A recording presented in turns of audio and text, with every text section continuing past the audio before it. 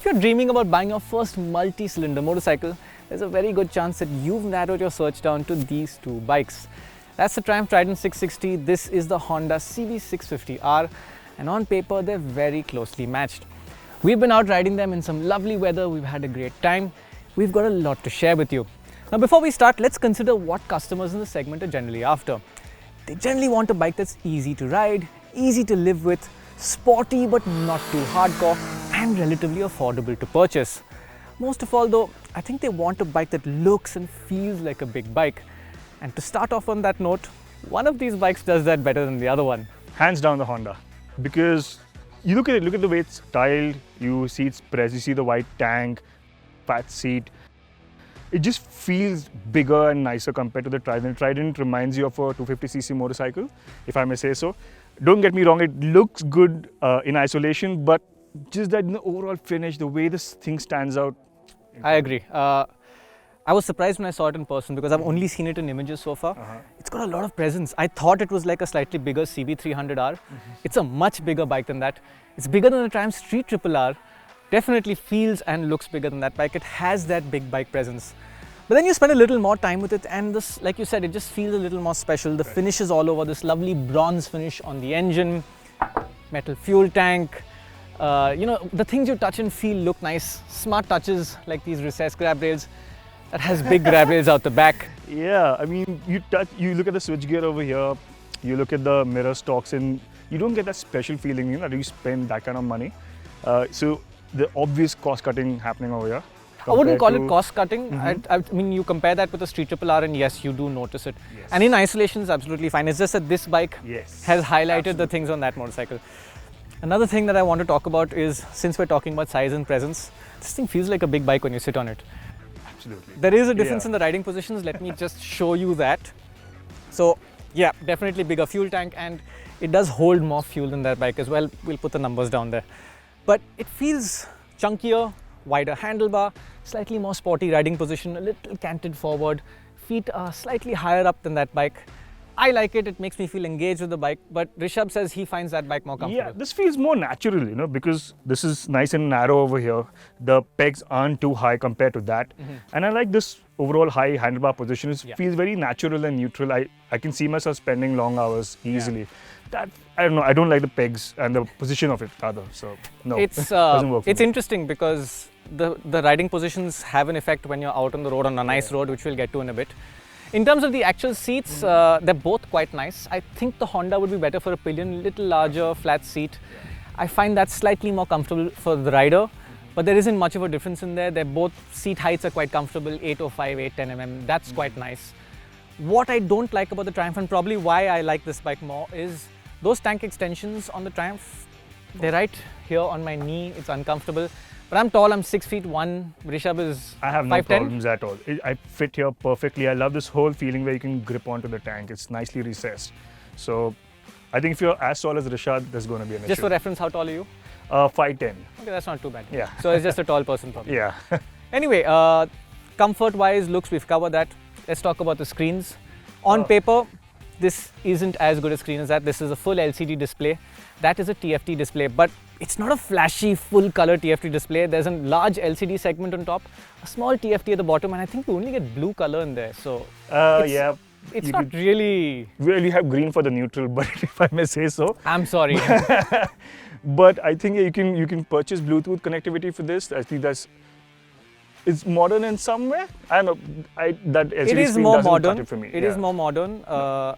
I don't have any problem looking at this, but it does feel a little dated. Absolutely. Beyond that, you've got sort of the same stuff on both bikes, LED lighting all around. Yes. This bike has a nice hazard feature. You brake really hard, the hazard lights flash.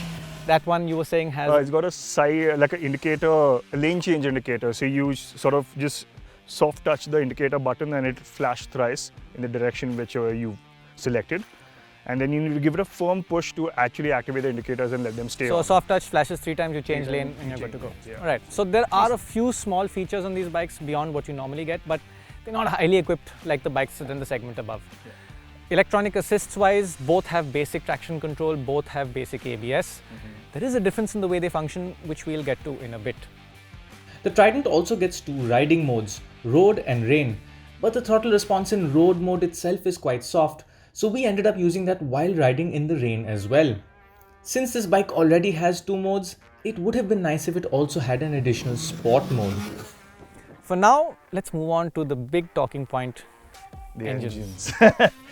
Well, I like this engine a lot. It's smooth. I think it's smoother than the Honda. That was a big It's a surprise. surprise for us because It's I was really expecting the smooth. Honda to be smoother, but this is lovely. This is smooth Absolutely. at low res as well as high. It sounds great. I like the intake howl, and yeah, I think again when you're cruising, it's very nice and calm. So, it's sort of like an unstressed engine.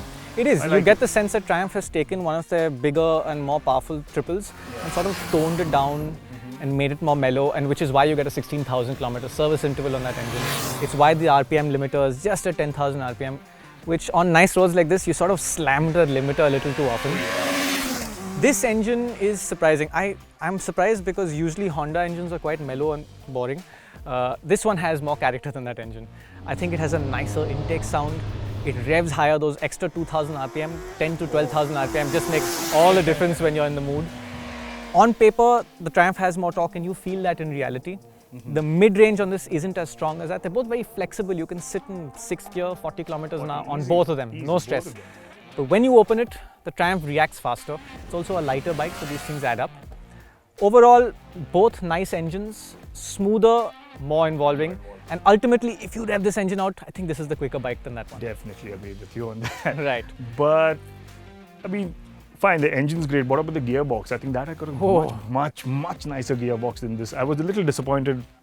It's not bad. It's not This bad, is just but a phenomenal this is- gearbox. I wish my bike had a gearbox as smooth as this. Is a real pleasure to shift gears. Neither of them comes with a quick shifter as standard. I think it can be optioned in the Options on Triumph. this one, But beautiful gearbox. The clutch is a little lighter on this bike, yeah. Yes. which has an effect in the city. I also don't like the angle of the lever, at least on that, because at least for my hands, it's a little too far away.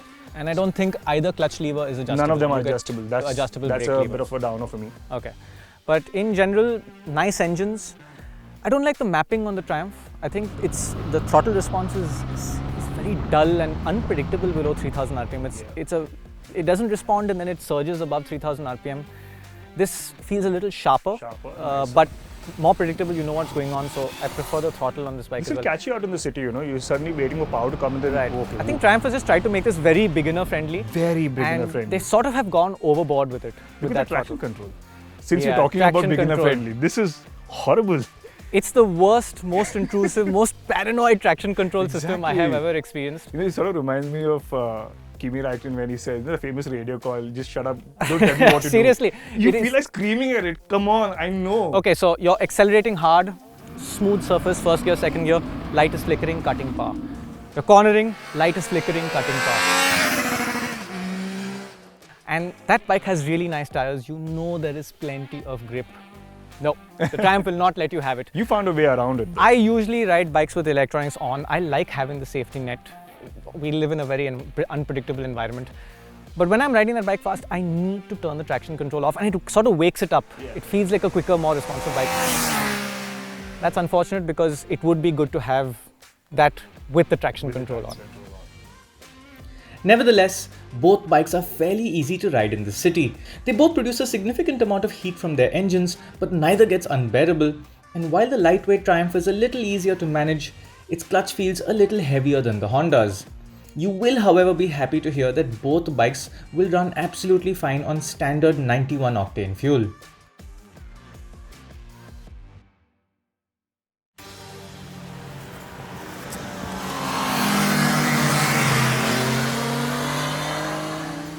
So that's the engines.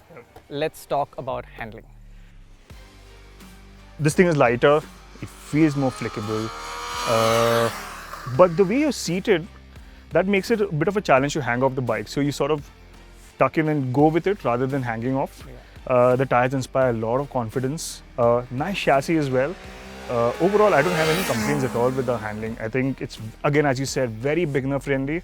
And you can make a mistake, get away with it without any issues at all. Right. So that's about almost 20 kilos lighter than the Honda. Yes. And you feel it. You feel it everywhere. It's also a more softly sprung motorcycle. I mean, you can just compress the suspension and feel that motion a little more. And I think Triumph could get away with that because it's a lighter motorcycle. But in the corners, you're right, I don't feel like hanging off and attacking. I'm more comfortable doing that on this bike. You just want to sit and corner it, and as a road sports bike, that's fine. I wouldn't really want to take that on the track. No. I don't think I'd want to take this on the track either, but I prefer this. Mainly though, I just don't like these Dunlops. They're the same tires that come on the Kawasaki's. They're just not very nice. Yeah, once you're leaned over, there's no feeling at all. There's no feel, and you can actually start to feel the tire chatter a little when you push it. Yeah. Not confident. Brakes, both good, not excellent. This one has better initial bite. But this is stronger. That one, I think when you really get on the force, you get better stronger. feedback and better performance. Both good, not excellent. Not excellent. How about the suspension comfort? I think this, again, as you said, it is slightly softly sprung, so it does a good job of soaking up all these big potholes. You carry some speed over it and it's quite stable and nice. But I think that has got a slightly better lower speed drive. I think so, yeah. They're both not plush in any way, they're not comfortable. They are sporty motorcycles, you feel that, but they're not extreme, they're not uncomfortable. It's easy to get along with. I think it's a similar story with the ground clearance. Both of them are 145, 148. Yeah. I think that's coated. 3 mm more, 3 or 4 mm more, give or take. It's just about enough to get by in the Indian environment. You can get over speed breakers, you can go through potholes without too much. You need to be a little careful, but it's not a problem. It's not a problem. Yeah. Absolutely.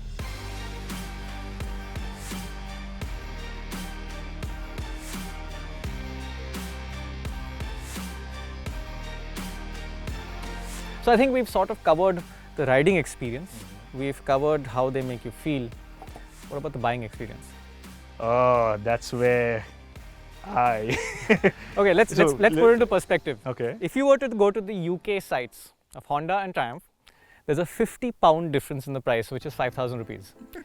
In India, unfortunately, that difference is 1.6 lakh rupees. You can imagine the guys at Triumph must be thanking your lucky star. Wow. Yeah. Honda is priced it so far off this motorcycle. That bike is due for a big update in the price next year. I think it may go up by a sizable amount. 50 maybe? Possibly, but it will not come close to this motorcycle. Absolutely. Perhaps this will get more expensive as well, we don't know. But the fact of the matter is, Hondas have always had the best running costs in the business. Service costs are not bad at all. Parts are amazingly affordable for big bikes. So you would be tempted to think, okay, I'm spending more on the Honda, but I'm making it up in that. But service costs are more or less on par. This has a 6-month interval, that's a one year interval. Correct. You'll end up spending roughly the same. If you need to replace parts, it usually comes under insurance. So yes, you will save money, but you'll not be saving the sort of money to 1.5 lakh to cover up. 1.6 lakh. Ex-showroom. Ex-showroom. It's probably a closer to 2 lakhs on Yeah. So, I think we both agree that we like this motorcycle. Oh, actually, I didn't expect Right. that I'd like it. I liked riding the Trident when I rode it previously, but this is such a nicer motorcycle overall.